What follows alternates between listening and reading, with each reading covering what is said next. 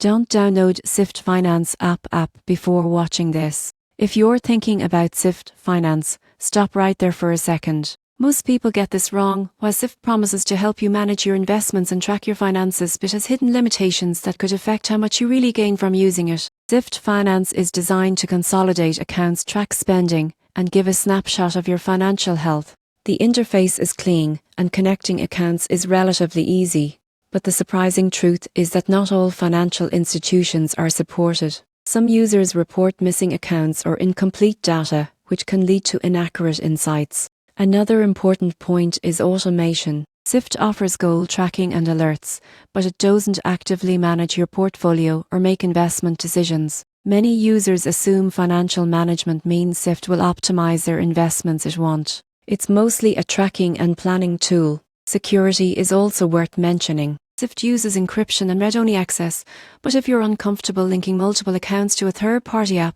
this could be a deal-breaker. Always weigh convenience against privacy risks. Finally, some features require a subscription. While the free tier provides basic tracking, premium features like deeper analytics, customizable alerts, and goal-based suggestions come at a cost. Consider whether these features are worth the monthly fee.